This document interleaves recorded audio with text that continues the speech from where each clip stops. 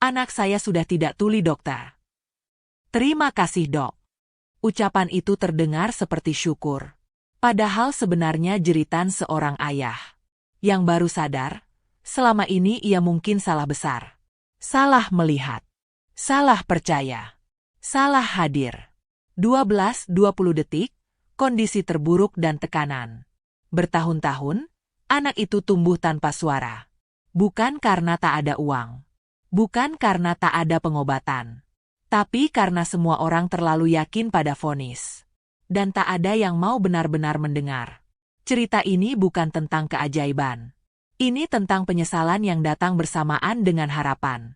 Tulis di komentar kamu menonton dari kota mana, dan subscribe channel ini. Karena semua ini bermula, jauh sebelum kata terima kasih itu terucap. Rumah itu sudah lebih dulu kehilangan suaranya. Raka berdiri di depan pintu utama, koper masih di tangan, jas mahal belum sempat dilepas. Lampu gantung menyala sempurna. Lantai mengilap, semuanya tampak utuh. Tapi ada sesuatu yang terasa kosong. Seperti udara yang terlalu bersih sampai sulit dihirup. Ia pulang tanpa pemberitahuan. Tidak ada pelukan. Tidak ada sambutan. Hanya langkahnya sendiri yang bergema pelan, memantul di dinding tinggi rumah yang ia bangun dengan kerja keras dan waktu yang ia korbankan. Dari ruang tengah, terdengar bunyi televisi menyala tanpa benar-benar ditonton. Maya duduk di sofa, punggungnya sedikit membungkuk. Ia menoleh sekilas, tersenyum tipis, lalu kembali diam. Tidak ada pelukan, tidak ada pertanyaan panjang. Seolah kepulangan Raka hanyalah satu agenda lain yang lewat begitu saja. Raka ingin bertanya tentang anaknya. Tapi entah kenapa, kata-kata itu tertahan di tenggorokan. Arga tidak ada di ruang tengah. Tidak ada di ruang bermain. Tidak ada suara langkah kecil, tidak ada bayangan berlari. Raka melirik jam tangannya, refleks lama dari kebiasaan rapat. Lalu tanpa berkata apa-apa, ia berjalan ke arah belakang rumah. Pintu kaca menuju teras terbuka sedikit. Angin sore masuk perlahan. Di sanalah Raka melihatnya. Arga duduk di lantai teras, punggungnya bersandar ke dinding, lutut dipeluk. Matanya menatap kosong ke arah taman kecil yang jarang dirawat. Tidak menangis. Tidak tersenyum. Hanya diam. Terlalu diam untuk anak seusianya. Raka berhenti beberapa langkah dari anaknya sendiri. Ia memperhatikan bagaimana Arga bereaksi pada dunia. Tidak menoleh saat pintu terbuka. Tidak menyadari keberadaan ayahnya. Hanya matanya yang bergerak mengikuti bayangan daun yang tertiup angin. Sejenak, Raka merasakan sesuatu yang asing. Bukan marah. Bukan sedih. Tapi rasa bersalah yang datang tanpa diundang. Ia sadar, ini mungkin pertama kalinya ia benar-benar melihat anaknya dalam waktu lama. Arga mengangkat tangannya, menyentuh telinganya sendiri, seperti memastikan sesuatu masih ada di sana. Gerakannya pelan, hati-hati, seolah telinga itu rapuh. Raka menelan ludah. Ia tahu gerakan itu. Dokter dulu bilang, itu kebiasaan anak-anak tuli. Refleks tanpa makna. Raka melangkah lebih dekat. Kakinya menginjak lantai teras, menimbulkan getaran kecil. Arga tidak bereaksi. Arga, ucap Raka, suaranya rendah. Tidak ada respons. Ia mengulang, sedikit lebih keras. Tetap tidak ada. Maya muncul di ambang pintu, memperhatikan dari kejauhan. Wajahnya menyimpan kelelahan yang tidak sempat diceritakan. Raka menoleh padanya, ingin bertanya, tapi Maya hanya menggeleng pelan, seolah berkata bahwa semuanya sama seperti biasa. Raka mengangguk, pura-pura mengerti. Saat itulah matanya menangkap sesuatu di luar pagar belakang rumah. Di balik semak, dekat tempat sampah kecil kompleks, ada sosok tua yang duduk membungkuk.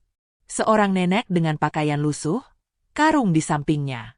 Dan yang membuat Raka tertegun, Arga beberapa saat kemudian berdiri, berjalan pelan ke arah pagar, dan duduk di sisi yang sama, dipisahkan hanya oleh besi hitam yang dingin. Mereka tidak bicara.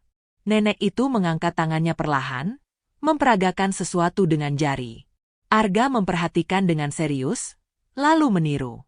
Setelah itu, nenek itu mengulurkan tangan melalui sela pagar, menyentuh kepala Arga dengan lembut, lalu memijat pelan di sekitar telinganya. Raka refleks melangkah maju. Dadanya mengeras. Ada sesuatu yang tidak ia pahami, dan ketidaktahuan itu membuatnya marah. "Siapa dia?" tanya Raka pada Maya, suaranya ditekan. Maya tidak langsung menjawab. Ia menatap pemandangan itu lebih lama, lalu berkata pelan, "Pemulung. Sering lewat." Raka mengerutkan dahi. Anak miliarder. Duduk berhadapan dengan pemulung. Disentuh tanpa izin. Dunia yang ia bangun terasa tercoreng. Ia membuka mulut, ingin memanggil Arga masuk. Tapi sebelum suara itu keluar, ia melihat wajah anaknya. Untuk pertama kalinya, wajah Arga tidak kosong. Ada ketenangan di sana. Dan entah kenapa, itu justru membuat Raka semakin gelisah. Karena di momen itu, tanpa ia sadari, sesuatu telah mulai bergeser. Dan rumah yang terlalu sunyi itu, perlahan bersiap membuka luka yang selama ini disembunyikan. Tepat saat Raka memutuskan bahwa semua ini harus dihentikan, ia melangkah cepat menuju pagar belakang. Langkahnya tidak lagi ragu.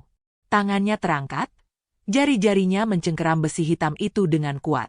Nenek pemulung itu terkejut, tangannya refleks ditarik mundur.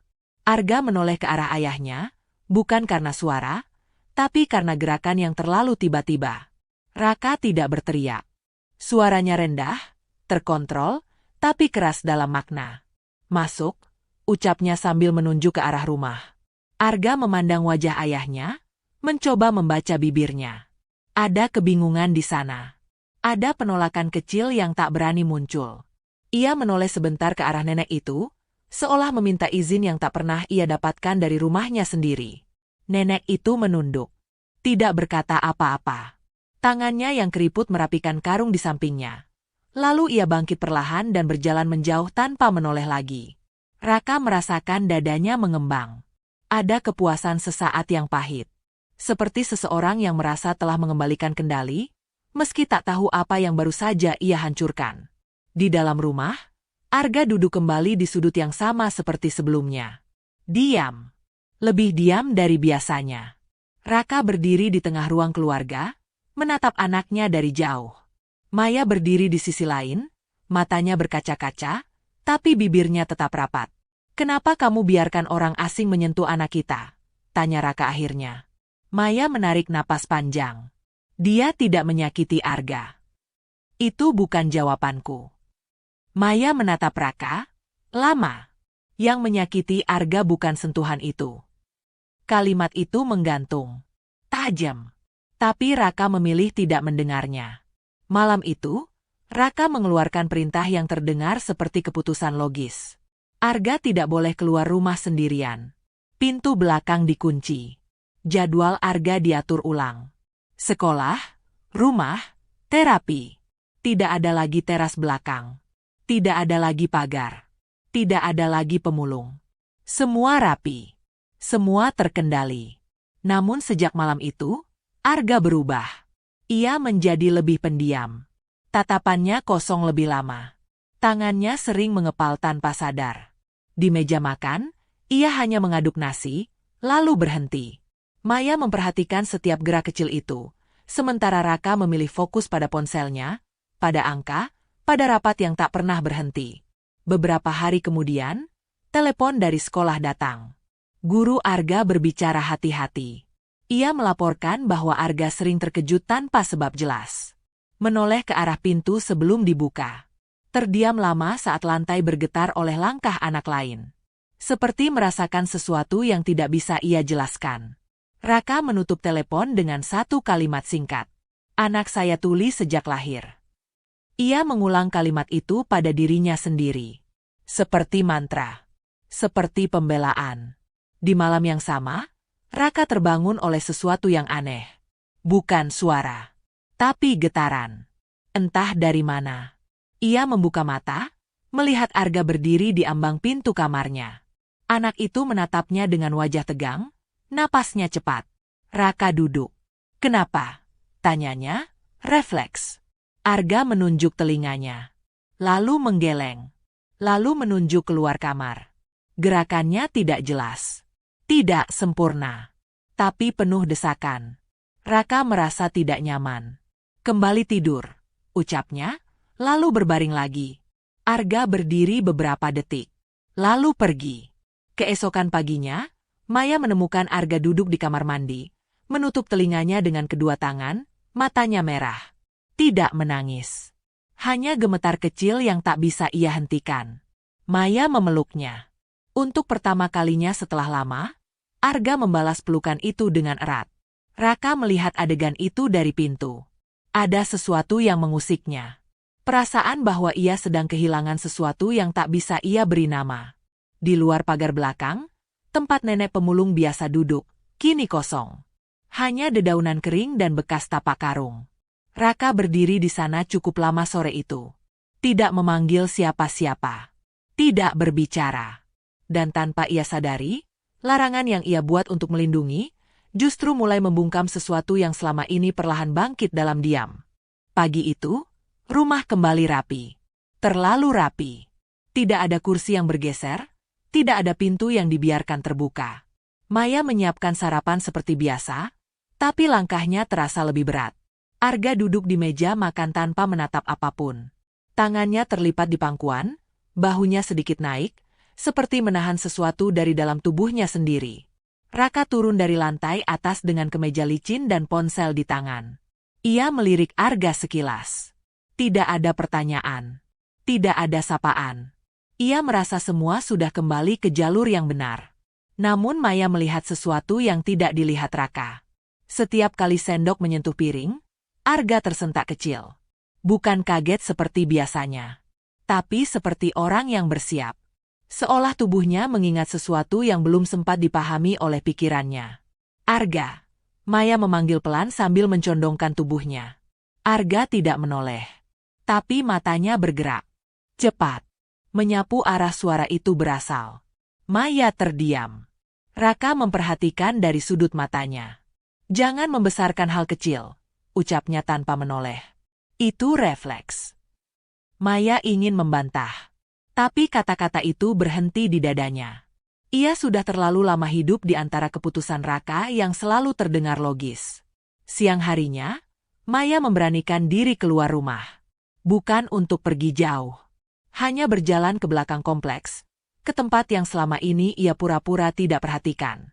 Tempat sampah kecil itu masih ada. Bau lembab masih sama. Tapi sosok yang biasanya duduk di sana tidak terlihat. Maya menunggu. Duduk di bangku semen. 5 menit. 10. Tidak ada siapa-siapa. Saat ia hendak berdiri, seseorang memanggilnya dari balik semak. Nak? Suara itu pelan. Serak. Maya menoleh. Nenek pemulung itu muncul perlahan, karungnya lebih tipis dari biasanya. Maya menelan ludah. Bu, maaf. Nenek itu menggeleng. Saya tidak marah. Mereka duduk berhadapan.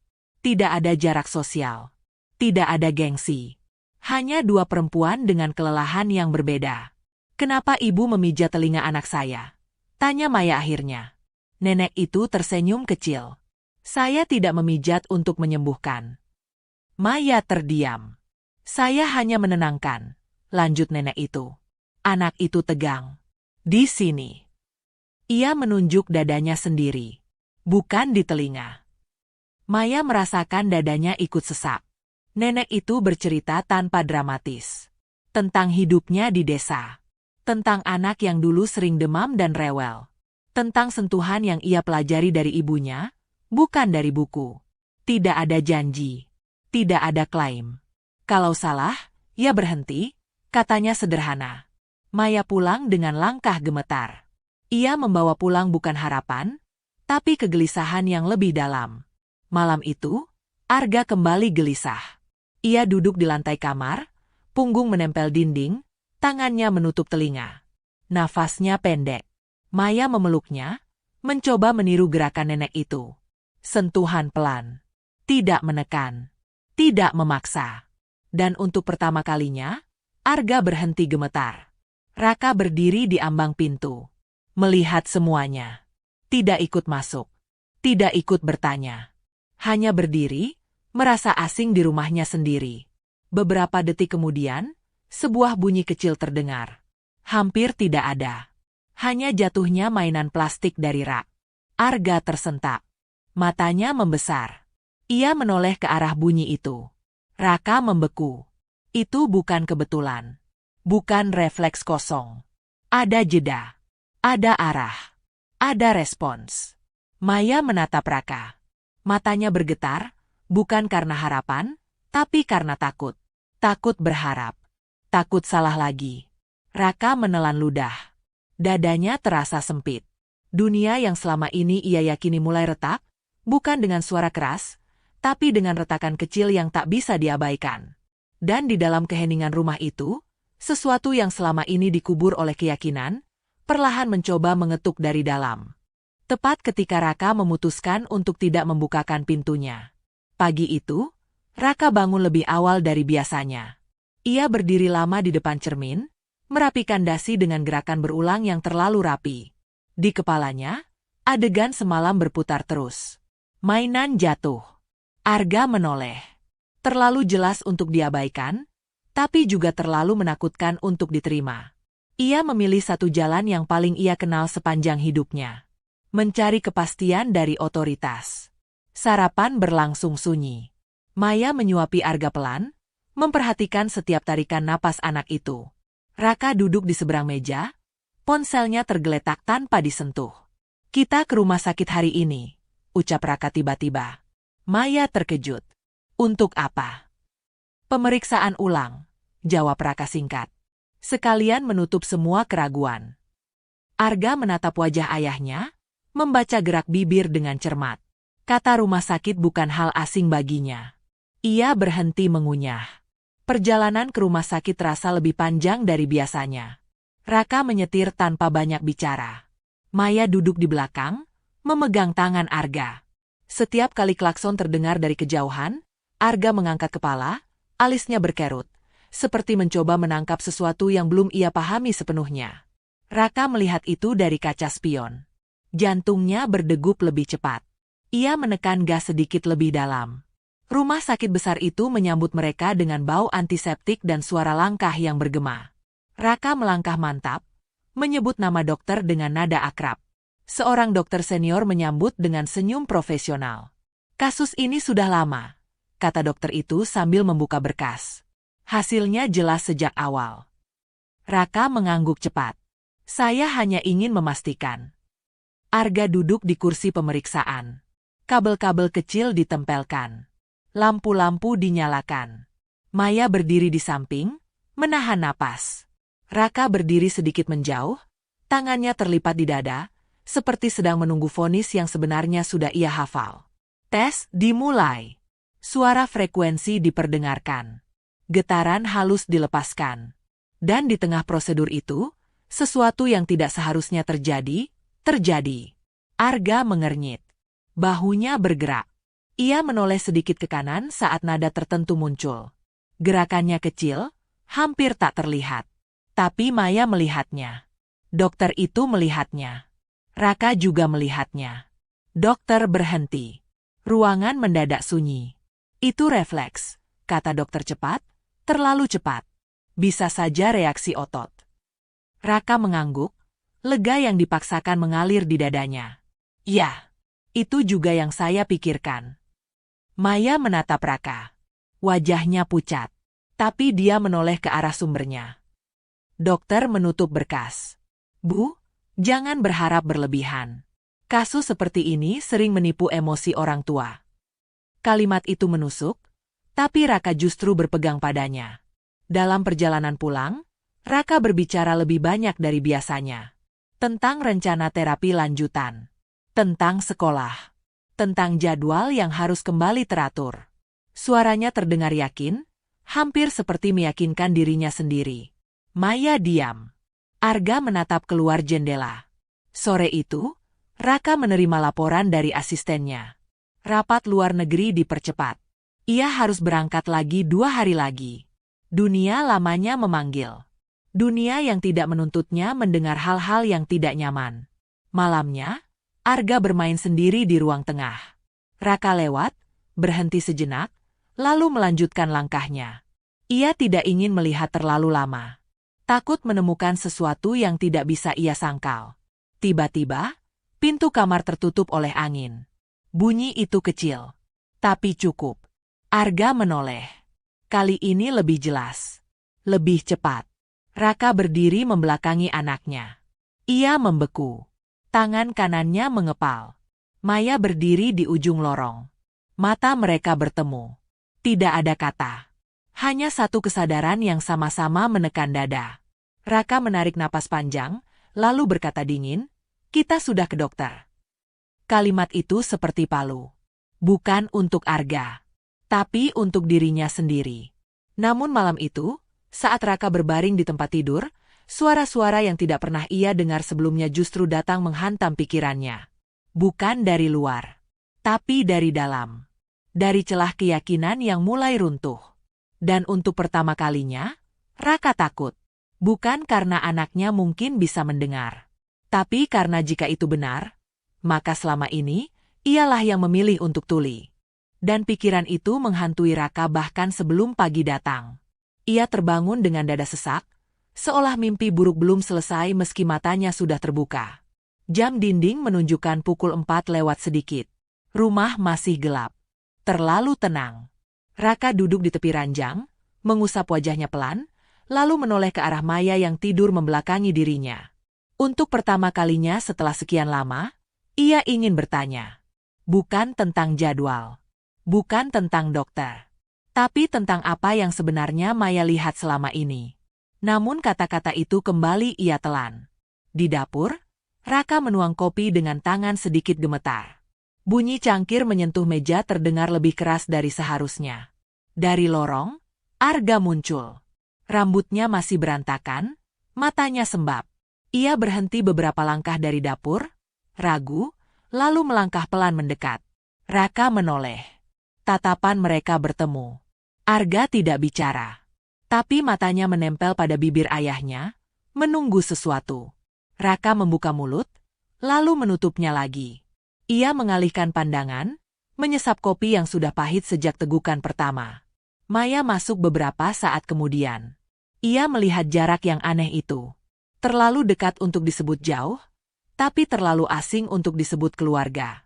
"Arga ikut aku," ucap Maya lembut sambil menggenggam tangan anaknya. Raka tidak menahan. Ia juga tidak membantu. Hari itu, Maya memutuskan sesuatu yang selama ini ia tunda. Ia membawa Arga ke ruang terapi lama yang sudah berbulan-bulan tidak mereka kunjungi. Bukan karena jadwal, tapi karena firasat. Ruangan itu kecil, dindingnya pucat, mainan edukatif tersusun rapi. Terapis menyambut dengan senyum basa-basi. "Sudah lama tidak datang." Maya mengangguk. "Saya ingin lihat reaksinya." Selama sesi, terapis mengetuk meja kecil di belakang Arga. Bukan keras. Tidak disengaja. Arga berhenti bermain. Bahunya menegang. Ia menoleh setengah. Terapis terdiam. "Itu menarik," gumamnya. Maya merasakan jantungnya turun ke perut. Bukan karena senang, tapi karena takut. Takut bahwa kebenaran ini terlalu besar untuk ditanggung sendirian. Sore hari, Raka pulang lebih cepat dari rencana. Ia menemukan Maya duduk di ruang tengah, memandangi Arga yang tertidur di sofa. Ada ekspresi lelah yang berbeda di wajah istrinya. "Kita perlu bicara," kata Maya pelan.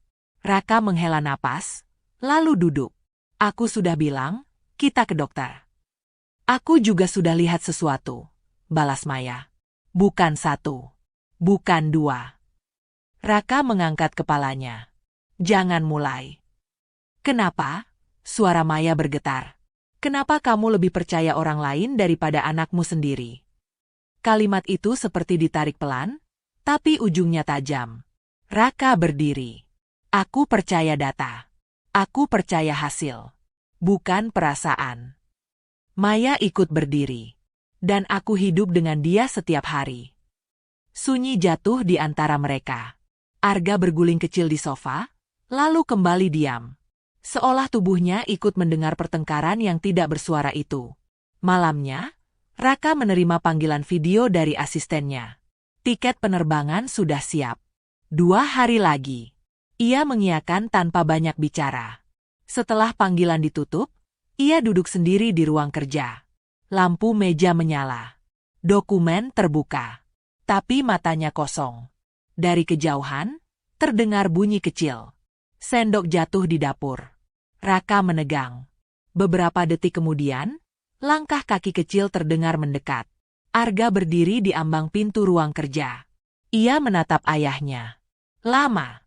Lalu perlahan, tangannya terangkat, menunjuk ke arah dapur. Gerakannya tidak sempurna, tapi jelas. Raka merasakan napasnya tercekat. Ini bukan kebetulan. Ini bukan refleks. Maya muncul di belakang Arga. Matanya basah, tapi tatapannya tegas. Kita tidak bisa pura-pura lagi, katanya. Raka memejamkan mata. Dadanya berdenyut. Untuk pertama kalinya, ia tidak punya jawaban. Tidak punya data. Tidak punya perlindungan. Hanya ketakutan. Dan di rumah yang terlalu sunyi itu, seorang ibu akhirnya berhenti diam. Tepat ketika seorang ayah mulai kehabisan tempat untuk bersembunyi. Dan keputusan yang selama ini ditahan pun pelan-pelan mengambil bentuk.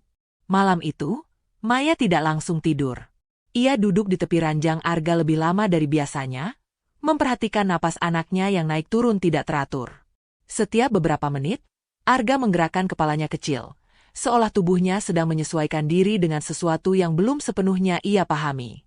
Maya menahan tangis. Bukan karena sedih semata, tapi karena rasa bersalah yang menumpuk sejak bertahun-tahun lalu. Ia sadar, selama ini ia ikut diam. Membiarkan keyakinan Raka menjadi pagar tinggi yang menutup kemungkinan lain. Dan kini, saat pagar itu mulai retak, Maya tahu, ia tak bisa lagi menunggu izin. Keesokan paginya, saat Raka sudah bersiap ke kantor, Maya menyiapkan sarapan seperti biasa. Tidak ada perdebatan. Tidak ada sindiran. Justru ketenangan itulah yang membuat Raka merasa aneh. Maya terlalu tenang. Terlalu patuh. Aku ada urusan sebentar siang nanti, ucap Maya sambil menuang teh. Raka mengangguk tanpa bertanya. Ia lebih memilih kembali ke dunianya yang bisa ia kendalikan. Begitu mobil Raka keluar dari gerbang, Maya menggenggam tangan Arga. Tidak ke sekolah. Tidak ke terapi. Ia mengajak anaknya berjalan ke arah belakang kompleks, melewati jalan kecil yang jarang dilewati mobil. Arga menoleh ke sekeliling, matanya bergerak cepat. Setiap bunyi gesekan daun, setiap langkah orang lewat, membuat bahunya menegang, lalu perlahan rileks. Maya melihat semuanya. Di dekat tempat sampah kecil itu, nenek pemulung duduk seperti biasa. Seolah tidak pernah pergi. Karungnya lebih tipis. Wajahnya lebih pucat. Tapi matanya tetap hangat. Maya berhenti beberapa langkah. Hatinya berdebar. Bu, panggilnya pelan. Nenek itu menoleh. Terkejut sesaat, lalu tersenyum kecil. Anaknya datang lagi. Arga berdiri ragu. Tapi begitu nenek itu mengulurkan tangan tanpa menyentuh, hanya menunggu, Arga melangkah sendiri. Duduk. Menunduk. Maya menahan napas. Nenek itu mulai dengan gerakan yang sama seperti sebelumnya. Pelan. Teratur. Tidak memaksa. Jari-jarinya menyentuh sekitar telinga Arga, lalu turun ke leher, bahu, dan punggung atas. Arga memejamkan mata. Napasnya perlahan melambat. Tidak ada kata kesembuhan. Tidak ada janji. Hanya keheningan yang terasa berbeda. Dia sering tegang, kata nenek itu lirih. Anak-anak seperti ini, tubuhnya bicara duluan. Maya menelan ludah. Apakah ibu yakin ini tidak berbahaya? Nenek itu menggeleng. Kalau dia tidak mau, dia akan menjauh. Tapi lihat. Arga tetap duduk. Bahkan sedikit condong mendekat. Beberapa menit kemudian, sebuah motor melintas di jalan kecil itu. Bukan keras.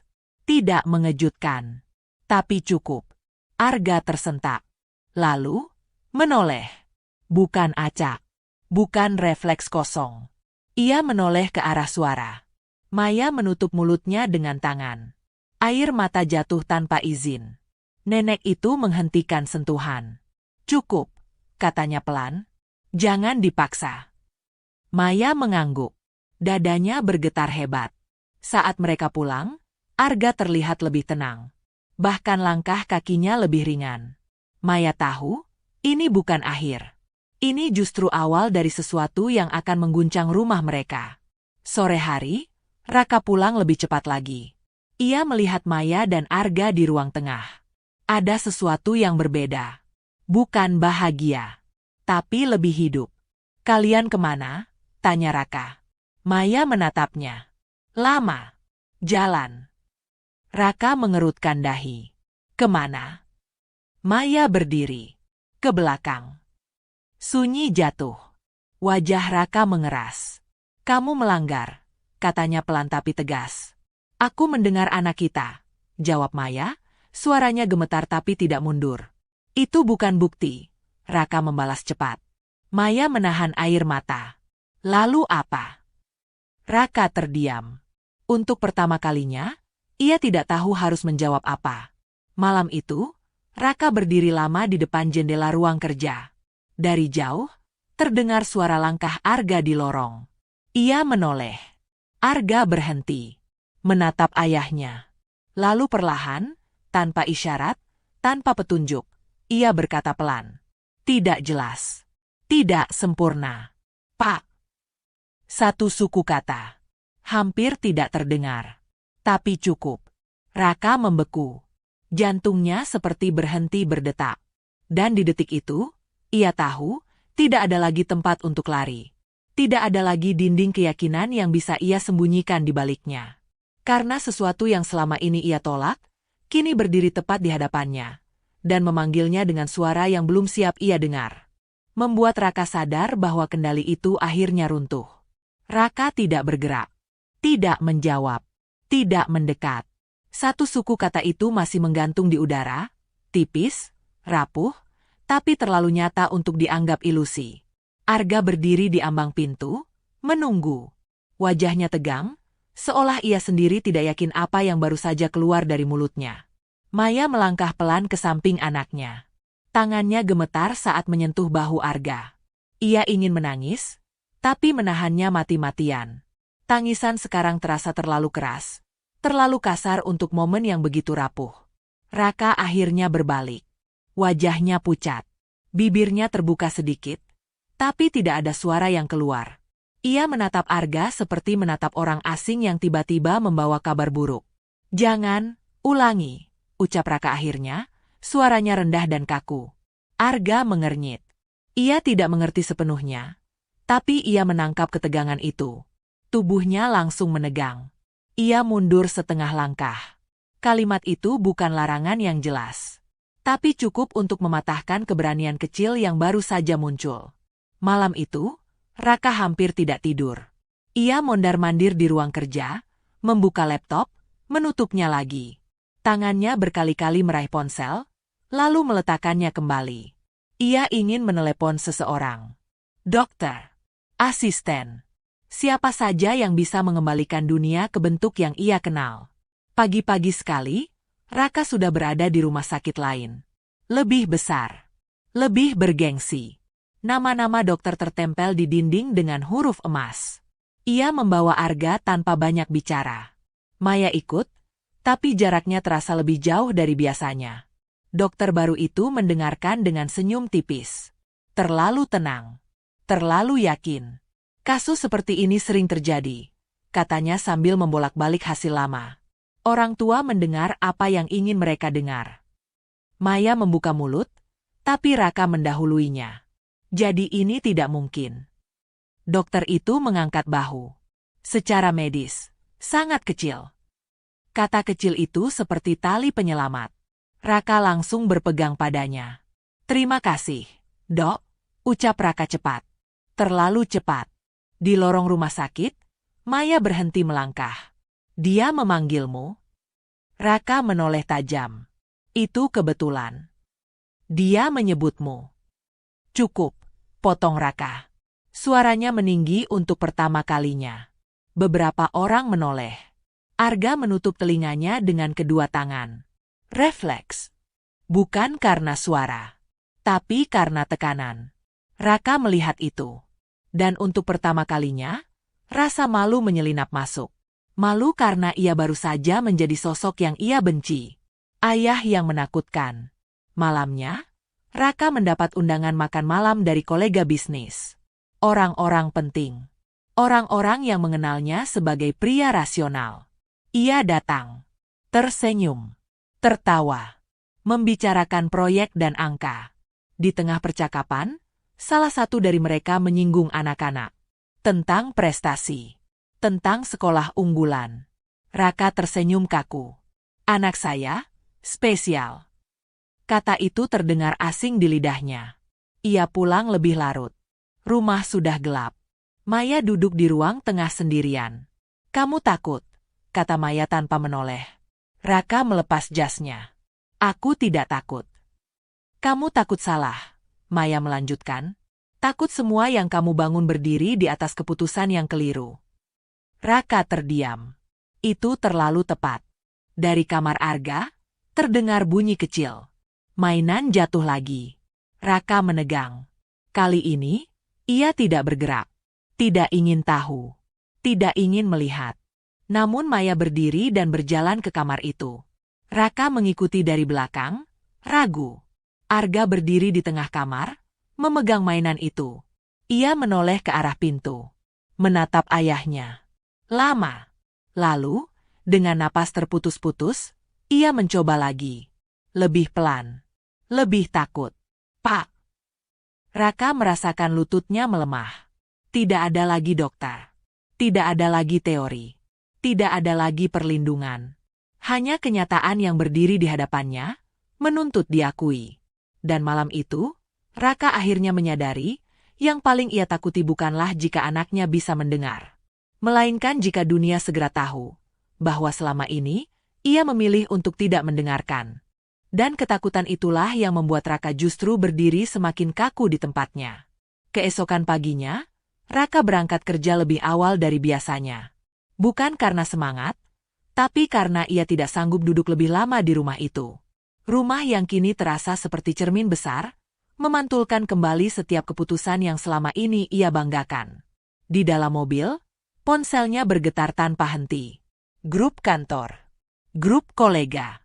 Pesan-pesan singkat yang biasanya ia jawab cepat, kini hanya ia baca sekilas lalu abaikan. Kepalanya penuh oleh satu suara kecil yang terus berulang, memanggilnya dengan satu suku kata yang belum sempurna. Pak. Di kantor, Raka memimpin rapat seperti biasa. Suaranya tegas. Angkanya presisi. Tapi beberapa kali ia kehilangan fokus. Saat pintu ruang rapat tertutup sedikit lebih keras, ia refleks menoleh. Beberapa staf saling bertukar pandang, bingung melihat reaksi yang tidak biasa itu. Seorang rekan mendekat setelah rapat. Kamu kelihatan capek. Raka tersenyum tipis. Kurang tidur. Ia tidak menjelaskan lebih jauh. Ia tahu, begitu ia mulai bicara, semuanya akan keluar. Siang itu, ia menerima pesan dari Maya. Singkat, tidak memohon, tidak mendesak. Arga hari ini menoleh saat bel berbunyi di gerbang sekolah. Raka menutup ponselnya perlahan. Tangannya dingin. Sore hari, ia dipanggil ke sebuah pertemuan informal. Bukan rapat resmi. Hanya minum kopi dengan beberapa tokoh penting. Di sana, pembicaraan mengalir santai sampai seseorang menyebutkan rencana pembangunan pusat terapi anak berkebutuhan khusus.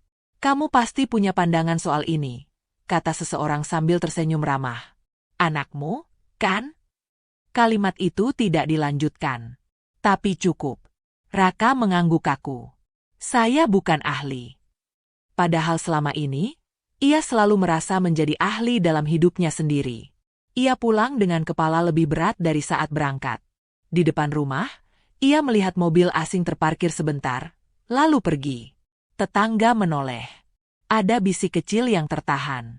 Dunia memang belum tahu apa-apa, tapi naluri manusia selalu lebih cepat dari pengakuan. Di dalam rumah, Maya sedang berbicara pelan dengan seseorang di telepon. Ia menutup panggilan begitu melihat Raka. Kamu bicara dengan siapa? Tanya Raka.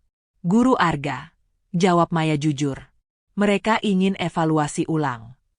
Raka menaruh tasnya dengan gerakan sedikit kasar. Untuk apa? Karena mereka juga melihat perubahan. Kalimat itu jatuh seperti beban tambahan di dada Raka. Satu orang bisa ia sangkal. 2 masih bisa ia bantah. Tapi semakin banyak mata yang menoleh ke arah yang sama, semakin sempit ruang untuk bersembunyi. Malam itu, Raka duduk di kamar Arga untuk pertama kalinya tanpa alasan formal. Tidak ada tes. Tidak ada agenda. Arga sedang menggambar. Pensilnya bergerak pelan, tidak rapi, tapi penuh konsentrasi. Raka duduk di lantai, berjarak beberapa langkah. "Kamu gambar apa?" tanyanya pelan. Arga mengangkat kepala, menatap bibir ayahnya. Ia butuh waktu lama, lalu menunjuk gambarnya. Sebuah rumah, 2 sosok besar, 1 kecil. Raka mengangguk, dadanya terasa nyeri. Tanpa peringatan, suara pintu depan tertutup oleh angin. Bunyi itu menggema singkat. Arga menoleh. Cepat, tepat. Raka menyaksikan semuanya dari jarak dekat. Tidak ada keraguan lagi.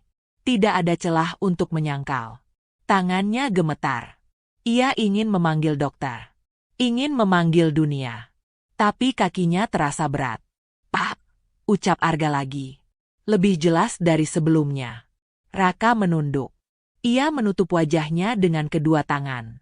Untuk pertama kalinya sejak lama, bahunya bergetar. Tangisnya tidak keras. Tidak dramatis. Tapi jujur. Tangis seseorang yang sadar, seluruh hidupnya dibangun di atas keyakinan yang setengah benar. Maya berdiri di ambang pintu, tidak mendekat. Ia tahu, ini adalah pertempuran yang harus Raka hadapi sendiri. Di luar rumah, malam terus berjalan. Dunia masih berisik. Tapi di dalam kamar kecil itu, seorang ayah akhirnya duduk sejajar dengan anaknya, bukan sebagai pengendali, melainkan sebagai manusia yang sedang belajar mendengar. Dan saat itu, Raka mulai mengerti. Semakin lama ia menunda kebenaran, semakin besar harga yang harus dibayar. Bukan dengan uang. Bukan dengan reputasi. Tapi dengan waktu, yang tak pernah kembali. Dan kesadaran itu memaksa Raka, akhirnya melakukan sesuatu yang selama ini ia tunda dengan segala alasan.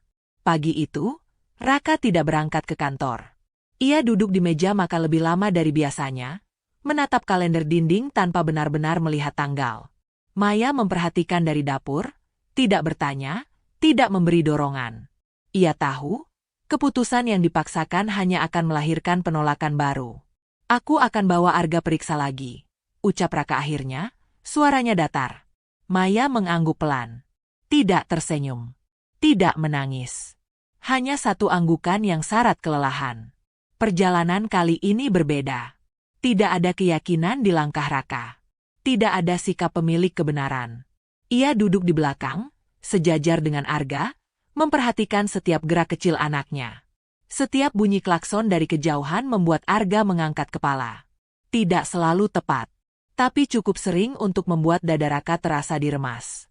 Rumah sakit yang mereka datangi lebih besar dari sebelumnya. Lebih dingin. Lebih resmi. Di ruang tunggu, Raka melihat orang-orang dengan ekspresi berharap dan takut yang bercampur jadi satu. Untuk pertama kalinya, ia merasa menjadi bagian dari mereka. Bukan sebagai orang berkuasa, tapi sebagai orang tua yang tidak tahu apa-apa. Dokter yang menemui mereka kali ini lebih muda. Sikapnya sopan, tapi jaraknya jelas. Ia membaca berkas lama dengan alis sedikit terangkat. "Sudah banyak sekali pemeriksaan," katanya ringan. Biasanya, orang tua datang ke tahap ini karena sulit menerima hasil awal. Kalimat itu seperti senyum yang menyimpan ejekan. Raka menegakkan punggung. "Saya hanya ingin kepastian." Dokter itu mengangguk. Tapi nada suaranya tidak berubah. "Tentu. Tapi harap realistis." Tes dimulai. Suara demi suara diperdengarkan. Getaran dilepaskan. Raka berdiri di balik kaca, tangannya terkepal tanpa ia sadari. Maya berdiri di sampingnya, jari-jarinya saling mengunci. Arga duduk diam. Terlalu diam. Lalu pada frekuensi tertentu, kepalanya bergerak. Sedikit. Tapi jelas. Dokter itu berhenti sejenak. Melirik asistennya. Lalu kembali bersikap tenang. "Respons minimal," katanya. "Bisa saja respons getaran." Raka menelan ludah. Tapi dia menoleh. Menoleh tidak selalu berarti mendengar, jawab dokter itu cepat. Kalimat itu terdengar ilmiah, rapi, dan justru itulah yang membuatnya menyakitkan. Di lorong rumah sakit, Raka mendengar dua perawat berbicara pelan. Tidak tentang dirinya, tapi tentang kasus serupa. Tentang orang tua yang berharap terlalu jauh. Tentang kekecewaan yang sering berujung marah. Raka berjalan lebih cepat. Wajahnya panas. Di mobil, Arga duduk tenang. Lalu tiba-tiba, saat motor besar melintas, Arga menoleh spontan. Tidak sempurna, tapi refleksnya nyata. Raka menginjak rem terlalu keras. Mobil berhenti mendadak di pinggir jalan. Maya terkejut. Kenapa? Raka tidak menjawab. Ia menatap anaknya dari kaca spion. Tangannya bergetar hebat. Kenapa semua orang seperti menertawakan kita? Ucap Raka pelan. Bukan marah, tapi lelah. Maya menatapnya. Mungkin karena mereka tidak hidup dengan Arga. Kalimat itu sederhana, tapi menghancurkan pertahanan terakhir Raka. Sore itu, Raka menerima panggilan dari kolega lamanya. Nada suaranya berubah. Tidak sehangat dulu. Ada jarak yang mulai terasa. Gosip memang belum berbentuk, tapi bayangannya sudah menyebar. Jaga fokusmu, kata orang itu singkat. Raka mengangguk, meski tidak terlihat. Malamnya, Raka duduk sendirian di ruang kerja. Lampu mati. Hanya cahaya dari jendela. Ia teringat nenek pemulung itu. Sentuhan yang ia larang. Hal kecil yang ia remehkan. Untuk pertama kalinya, ia bertanya pada dirinya sendiri. Bagaimana jika kebenaran tidak datang dari tempat yang ia hormati selama ini? Di luar rumah, angin bertiup pelan. Ada langkah kaki kecil mendekat. Arga berdiri di ambang pintu, ragu. Raka menoleh. Tidak berkata apa-apa. Hanya membuka tangannya sedikit. Arga melangkah masuk. Duduk dekat. Sangat dekat. Tidak ada suara yang keluar. Tapi kehadiran itu cukup. Dan di momen sunyi itu, Raka menyadari, harga yang mulai ditagih bukan hanya reputasi atau ego, melainkan keberanian untuk menerima. Bahwa kebenaran kadang datang dengan cara yang tidak pernah ia hormati sebelumnya.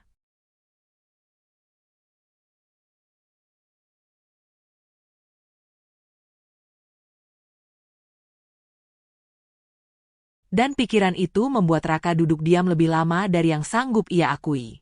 Malam itu, setelah Arga tertidur di sampingnya, Raka tidak langsung bangkit. Ia merasakan berat tubuh kecil itu di bahunya. Hangat. Nyata.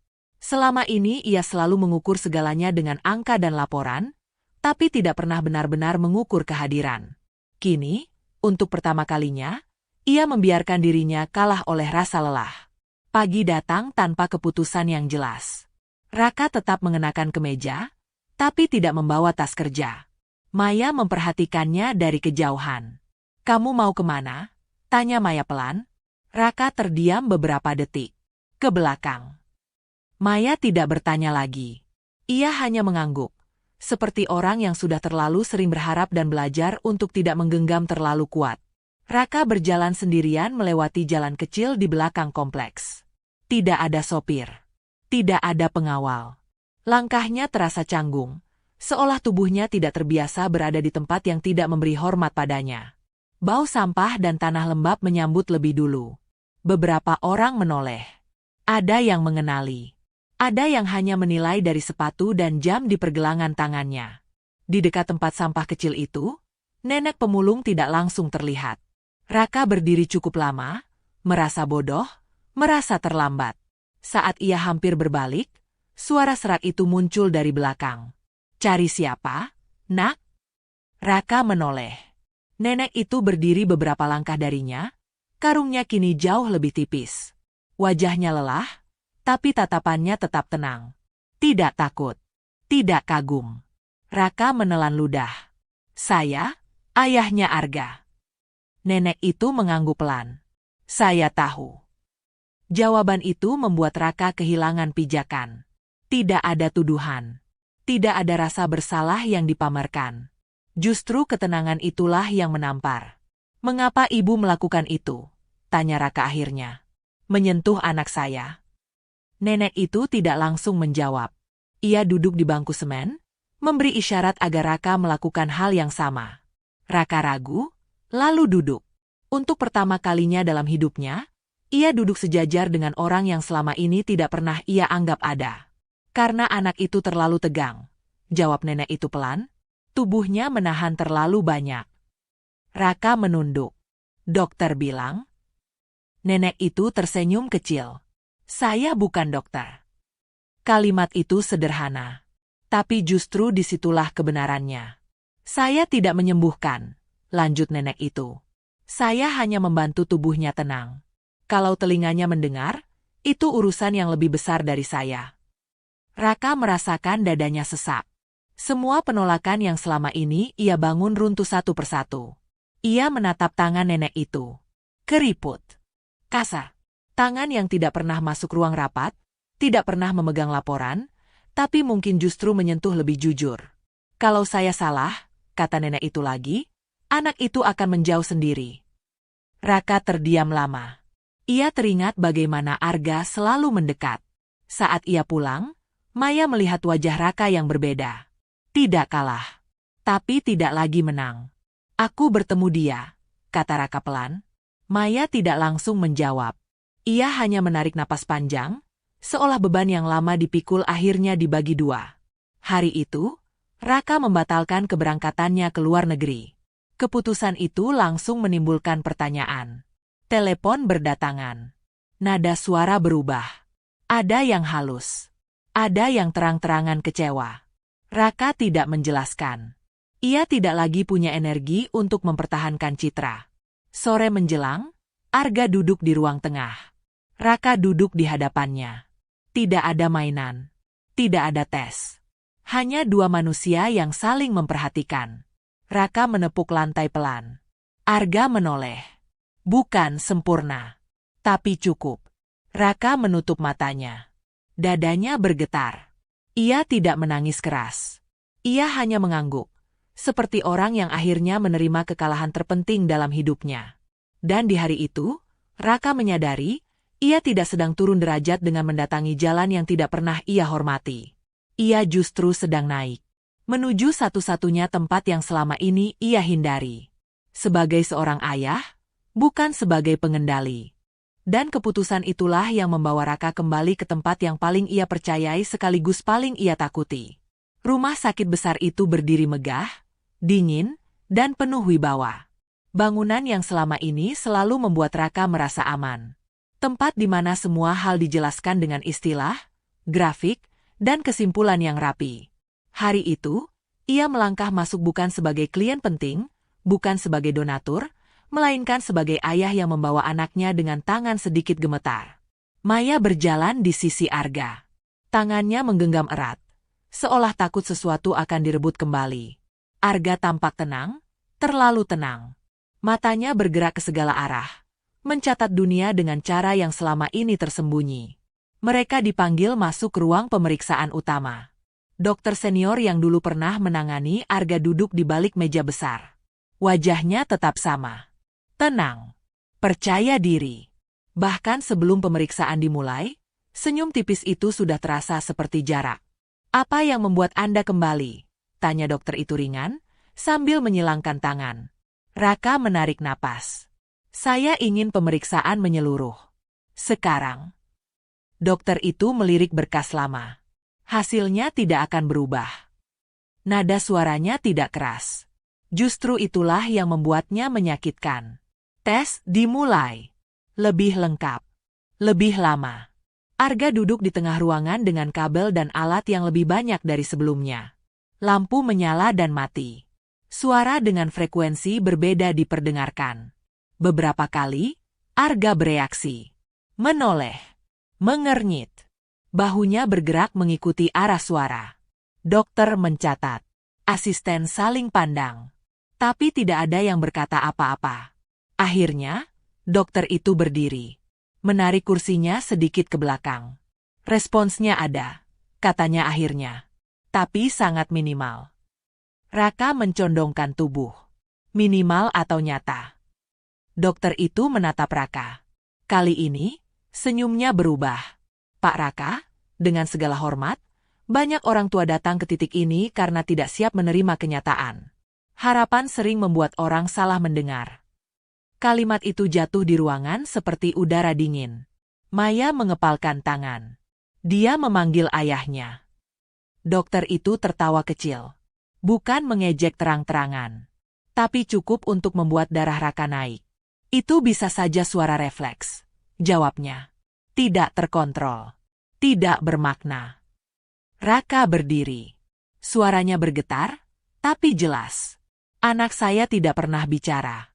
Dan sekarang dia menyebut saya. Ruangan menjadi sunyi. Dokter itu menghela napas, lalu berkata pelan, Pak Raka, jangan biarkan emosi mengaburkan penilaian. Kalimat itu seperti palu terakhir.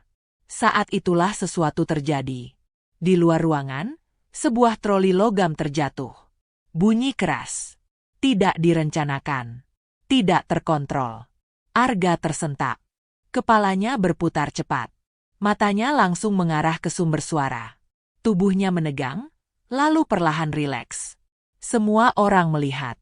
Tidak ada penjelasan ilmiah yang bisa disiapkan secepat itu. Dokter membeku. Asisten berhenti mencatat.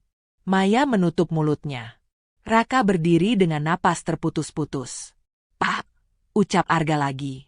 Kali ini lebih jelas. Lebih mantap. Tidak keras. Tidak sempurna. Tapi cukup untuk membuat ruangan itu kehilangan kuasanya. Dokter itu perlahan duduk kembali. Wajahnya tidak lagi setenang tadi. Kita perlu pemeriksaan lanjutan. Tidak ada tawa. Tidak ada senyum. Raka tidak berkata apa-apa. Ia hanya berjalan mendekat ke Arga dan berlutut. Menyamakan tinggi. Untuk pertama kalinya di tempat itu, ia tidak peduli pada siapapun selain anaknya. Ya? Ucap Raka pelan, ayah di sini. Arga menatap wajah ayahnya lama. Lalu tersenyum kecil. Canggung. Seperti seseorang yang baru belajar mempercayai dunia. Di lorong rumah sakit, kabar itu menyebar cepat. Tatapan berubah. Bisik-bisik muncul. Nama Raka disebut dengan nada yang berbeda. Tidak lagi hanya dihormati, tapi dipertanyakan. Dan saat mereka keluar dari gedung itu, Raka tahu, hidupnya tidak akan pernah kembali seperti semula. Bukan karena anaknya bisa mendengar, tapi karena semua orang akhirnya melihat bahwa kebenaran bisa datang dari arah yang selama ini mereka remehkan. Dan dari sanalah, badai yang sesungguhnya baru saja dimulai.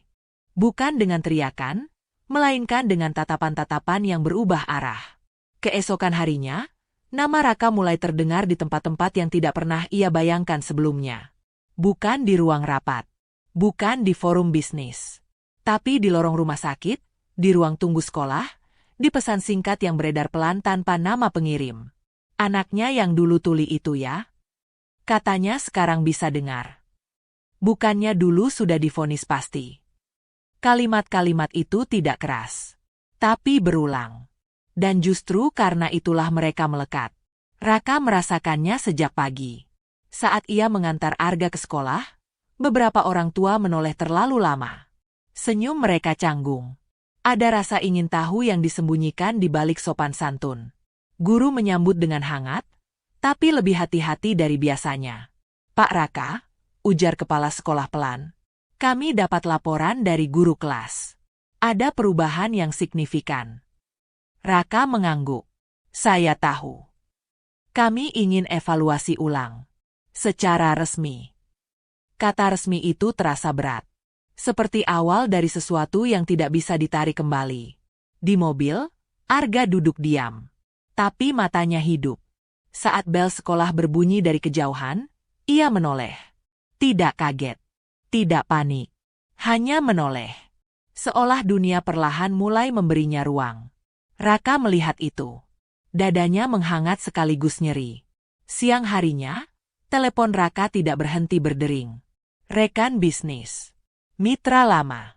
Bahkan seseorang dari yayasan medis yang selama ini sering ia bantu. Kami dengar kabar, kata suara di seberang. Kami harap ini tidak menjadi narasi yang menyesatkan. Raka memejamkan mata. Yang terjadi pada anak saya bukan narasi. Ada reputasi yang dipertaruhkan. Suara itu menekan. Baik milik Anda, maupun milik institusi.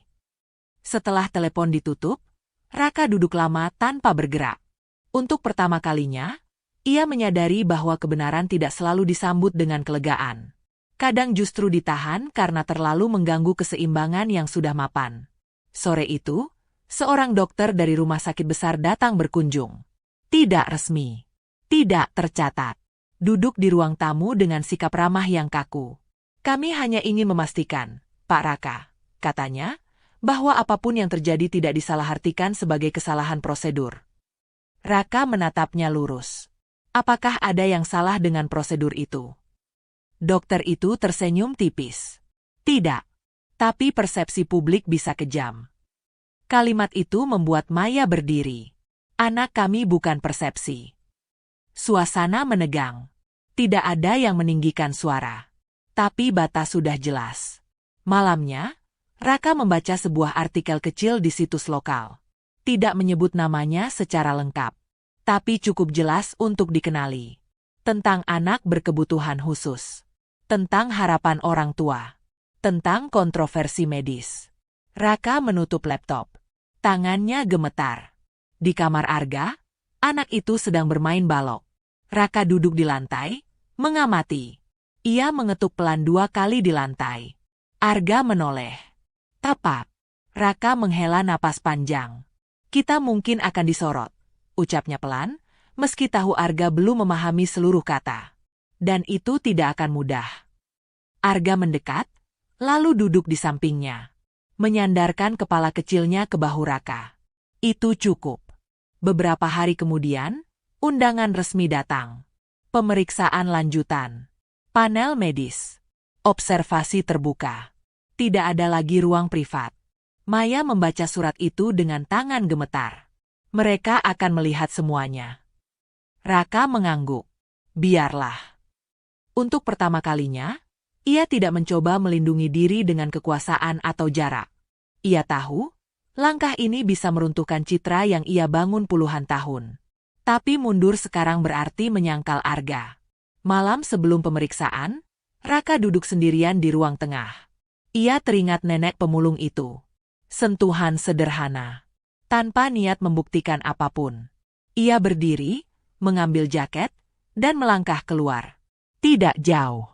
Hanya berdiri di depan rumah, menghirup udara malam. Badai memang baru saja dimulai. Dan kali ini, Raka tidak berniat berlindung.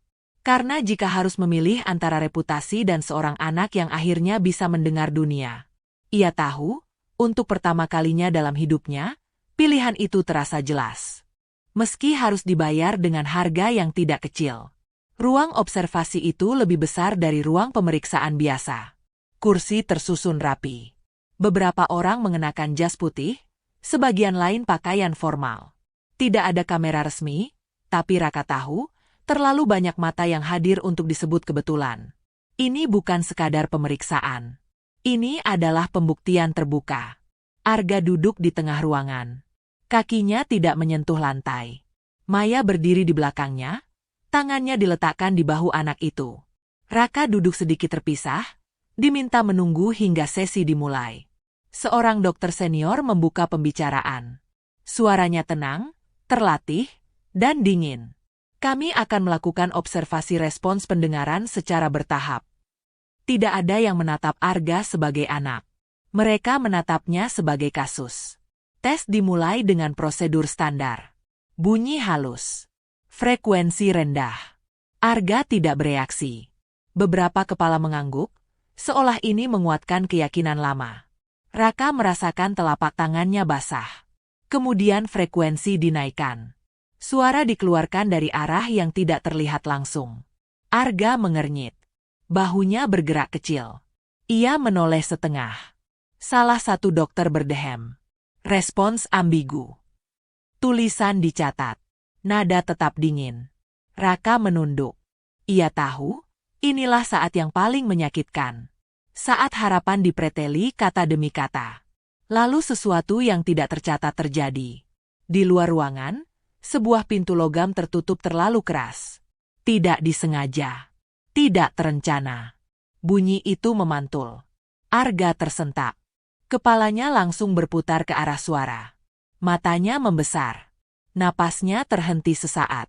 Seluruh ruangan membeku. Tidak ada instruksi. Tidak ada alat. Tidak ada skenario. Hanya reaksi. Ulangi, kata seorang dokter cepat, nyaris refleks.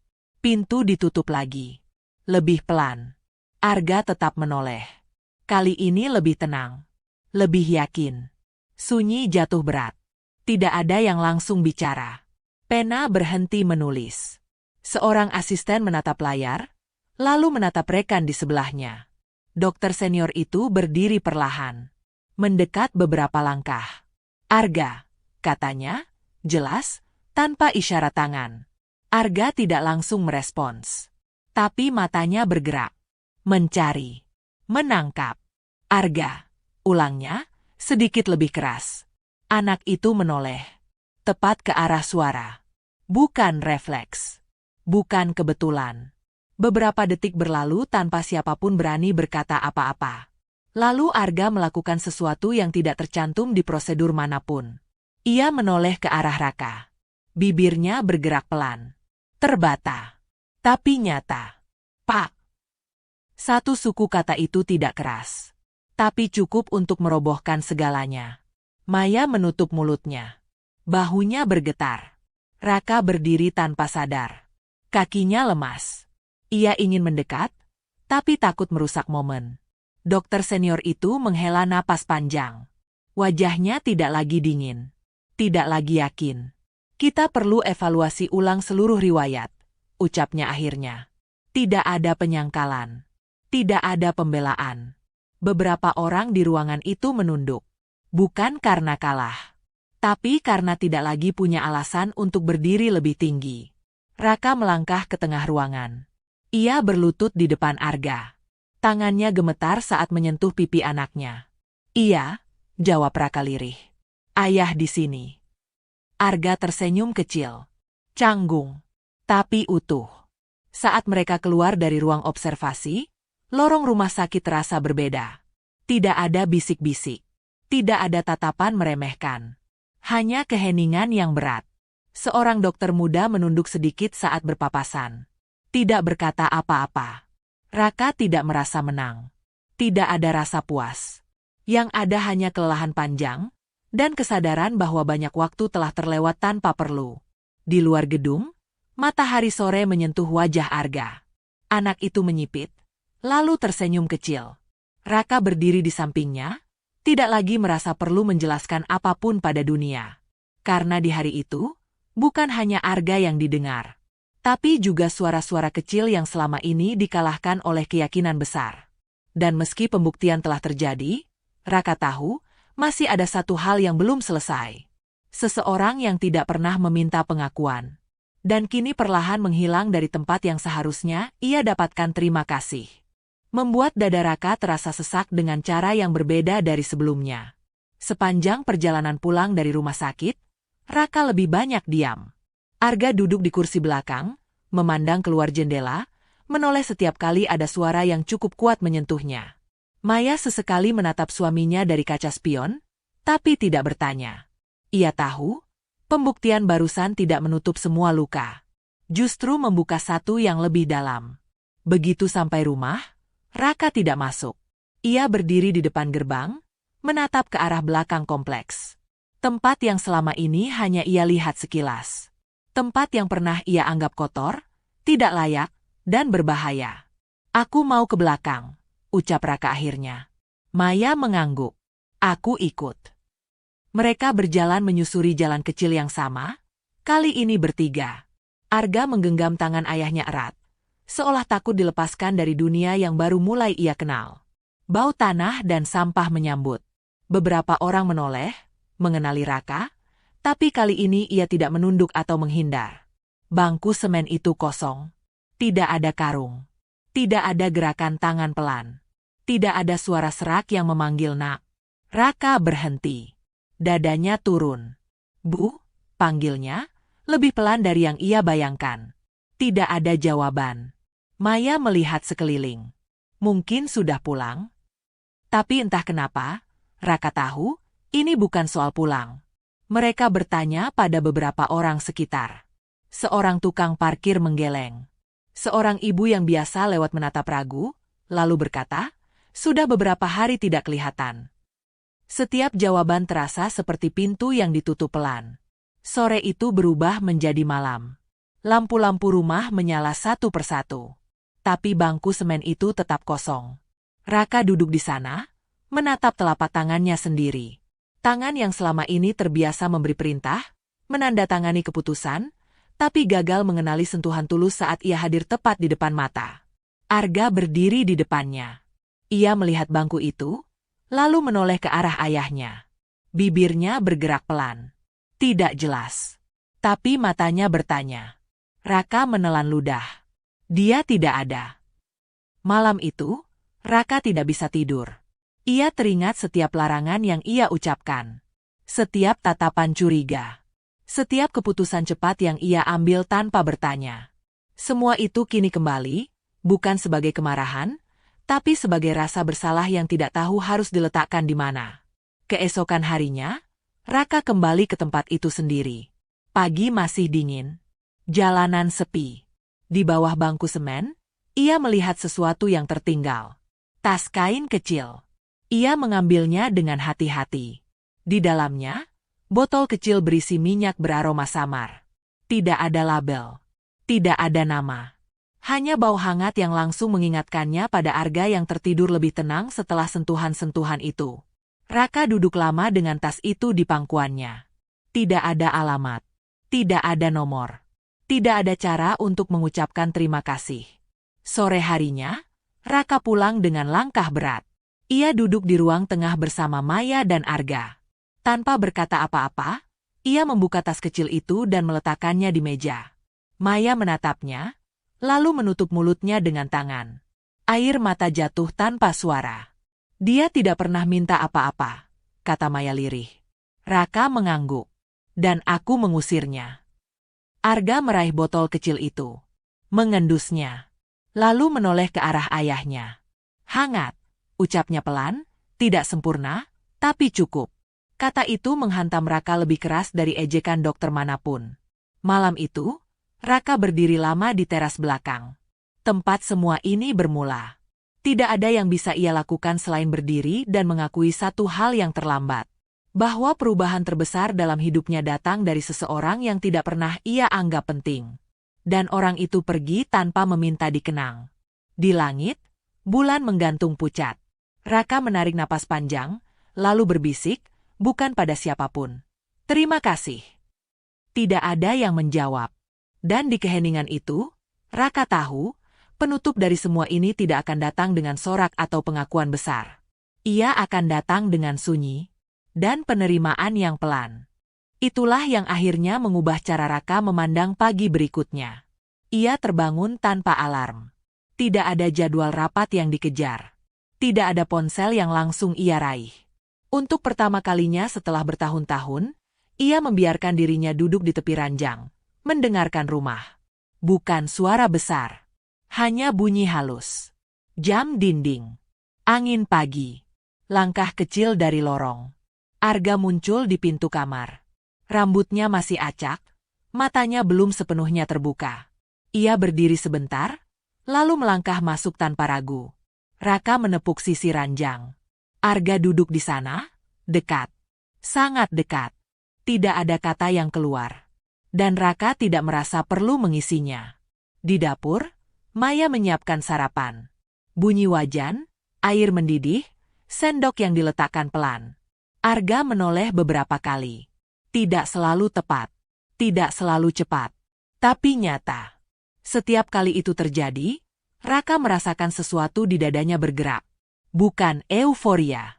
Bukan kebanggaan. Melainkan rasa syukur yang tenang, seperti orang yang akhirnya pulang ke rumah setelah tersesat lama. Hari-hari berikutnya berjalan berbeda. Tidak ada pengumuman besar. Tidak ada wawancara. Raka menolak semua permintaan bicara di depan publik.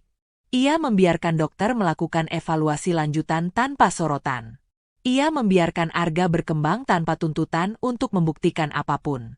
Beberapa orang menghilang. Beberapa relasi menjadi dingin. Raka tidak lagi mengejar mereka. Sore itu, Raka membawa Arga ke teras belakang. Tempat yang dulu ia anggap rawan.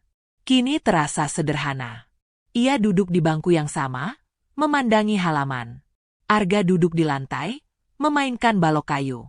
Raka mengambil botol kecil dari tas kain yang kini selalu ia simpan rapi. Ia menuangkan sedikit minyak ke telapak tangannya. Menggosoknya pelan, gerakannya kikuk.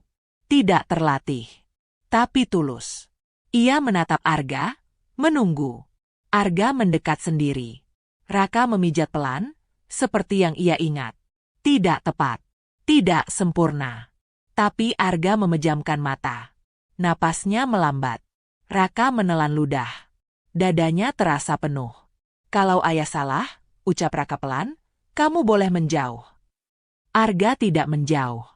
Beberapa hari kemudian, Raka kembali ke bangku semen itu sendirian. Pagi masih dingin. Ia duduk lama, lalu berdiri. Tidak mencari lagi. Ia tahu, tidak semua kebaikan datang untuk ditemukan kembali.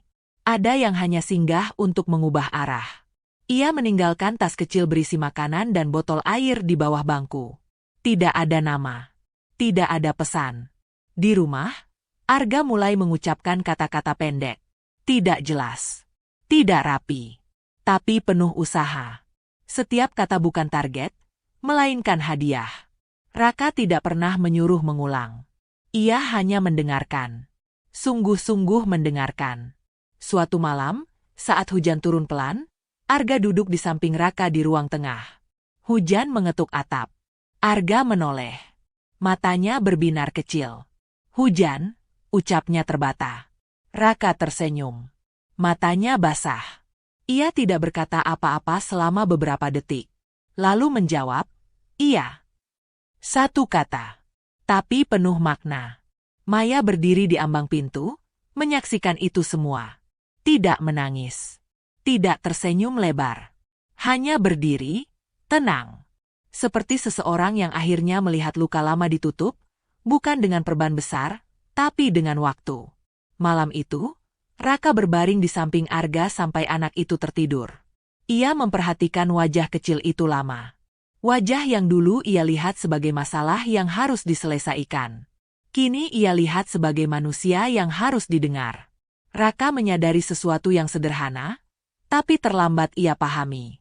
Bahwa mendengar bukan soal telinga, melainkan soal kehadiran. Dan menjadi ayah bukan tentang memberi segalanya, melainkan tentang berhenti pergi. Di luar, hujan reda. Rumah kembali sunyi. Tapi kali ini, bukan sunyi yang kosong. Sunyi yang penuh. Dan di sanalah cerita ini benar-benar berakhir. Bukan dengan sorak. Bukan dengan keajaiban besar. Melainkan dengan seorang ayah yang akhirnya belajar mendengar. Dan seorang anak yang akhirnya tidak sendirian.